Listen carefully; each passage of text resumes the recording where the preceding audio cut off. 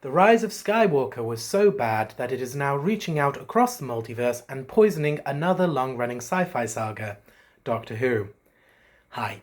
In this video, I am going to spoil the answers to the mysteries in the latest season of Doctor Who. If you would rather hear the answers to those mysteries from the show itself, please pause this video, go and watch the latest season, and then come back. However, I would warn you not to get too invested in the answers to those mysteries, because the answers, in my opinion, are quite stupid. However, I completely understand if you'd rather watch the show first. So if you're staying, I assume you already know, or you don't care. Okay? Okay. So, I know all of you probably already know the plot progression in the sequel series, in the sequel saga of Star Wars, but just in case, we're introduced to a character called Rey, who's very strong with the Force, and who doesn't know who her parents are. This leads people to speculate that her parents might be somebody famous, somebody that we've already seen on screen, for example, Obi-Wan or Luke. However, in The Last Jedi, we are told, and I think we're meant to believe this, I think this was meant to be the answer at the time, that Rey's parents are nobodies, quote unquote. They are just filthy drunk junk traders. Rey is obviously upset by this, but I think that this is a really good answer to that mystery, because in Star Wars, Rey's abilities are perfectly explicable within the universe. Sometimes in Star Wars, people can just move things with their minds. It's also great because Rey is facing a nepo baby in the Force, Kylo Ren, whose parents are famous figures we've seen before and who feels entitled to glory because of that. Sadly, in The Rise of Skywalker, this idea that Rey comes from nowhere is actually undone, and Rey is revealed to be the Emperor's granddaughter. I hate that because thematically it just means that Rey and Kylo Ren are the exact same.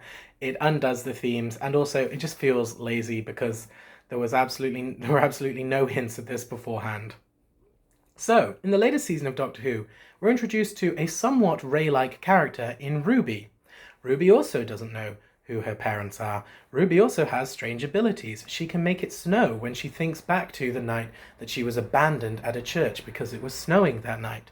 Ruby defies the god of music. Maestro, the god of music, attempts to steal the music from Ruby's heart. We've seen them do this to other humans, and it kills those humans. However, when Maestro attempts to do this to Ruby, they can't because there's a hidden song in her heart, keeping her safe. Interesting. Ruby's mother, what little we see of her throughout most of the season, also seems to have strange abilities. For example, the Doctor goes back to the night that Ruby was abandoned on the church and sees the mother walking away, but can't quite make her out.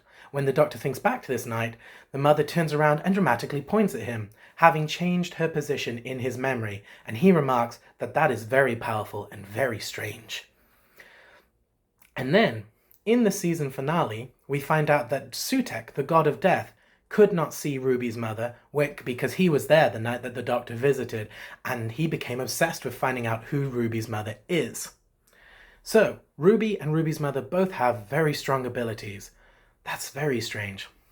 And it turns out that Ruby's mother is completely ordinary, quote unquote. Again, this is the word they use a lot. They keep on saying how ordinary she was. And that Ruby and Ruby's mother were granted powers because people were obsessed with trying to figure out who Ruby's mother was. Now, the reason that this doesn't work in Doctor Who when I think it worked in Star Wars is very simple, because in Star Wars, Rey's abilities are completely explicable. In Star Wars, not everyone can use the Force, but anyone could be a Force user. That is the general principle. So it makes sense that someone from nowhere, someone who is not part of a great Force dynasty, would have Force powers. In Doctor Who, the powers that Ruby and Ruby's mom displays have never been seen before. And we know they've never been seen before because Sutekh has travelled atop the TARDIS all throughout time and space, and Ruby's mom was the only thing he could not perceive. She was the only being that he could not see, and that fascinated him. So clearly Ruby's mom is not ordinary. They keep on saying she's ordinary, but she's not. She might not be something fantastical, she might not be a Dalek or a Cyberman or the trickster from the Sarah Jane adventures, but she is not ordinary. So that doesn't work. I would also say, as an ordinary person, I find the way Russell T Davies, who is a writer that I normally respect a lot, approaches ordinariness to be kind of frustrating. Russell has gone on record and said that the answer to the mystery of Ruby Sunday is a direct response to the Star Wars sequel saga. He didn't like the retcon about Rey being the Emperor's granddaughter either, just like I didn't, and so he decided to write. This season of Doctor Who, where actually it was an ordinary person who could save the universe. That was fine. It's fine to be ordinary.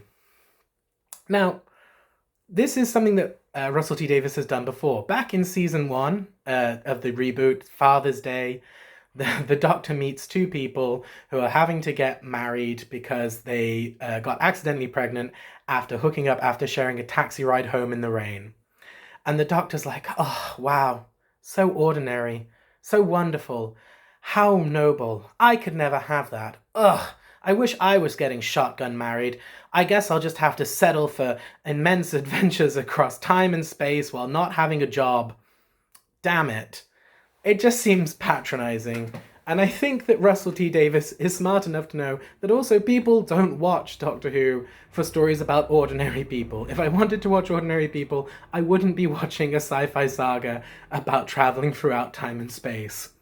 I get what he's trying to do, and I think it's a noble message, the idea that you don't have to be born into greatness, you can achieve greatness. But I would also point out that the answer to the mystery of why Ruby's mom has powers is not really her achieving greatness, and it's not Ruby achieving greatness either. The reason that these powers are conferred upon Ruby and her mother is because people are obsessed with trying to find out who Ruby's mother is. So A, it's an ontological paradox. I mean, we've seen those before in Doctor Who, something like Bad Wolf. We see the words Bad Wolf written across the universe in time and space, which leads Rose to go and write the words across time and space. So ontological paradoxes are nothing new. But in this case, it just seems strange that the obsession of a few people can cause these god-defying powers.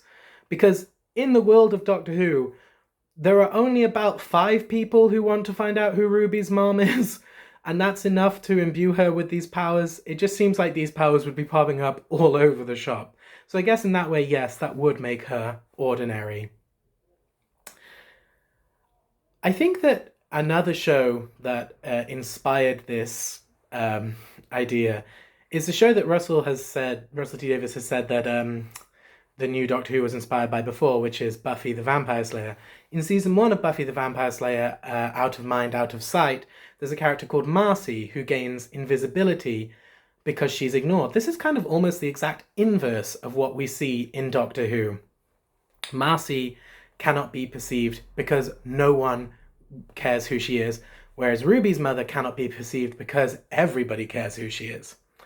So I guess thematically, it's an interesting inversion. However, again, I think it works better in Buffy because in Buffy, there is this story mechanism of the Hellmouth.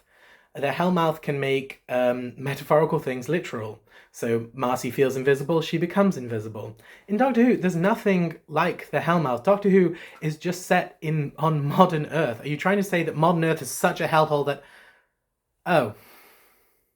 Well played, Russell.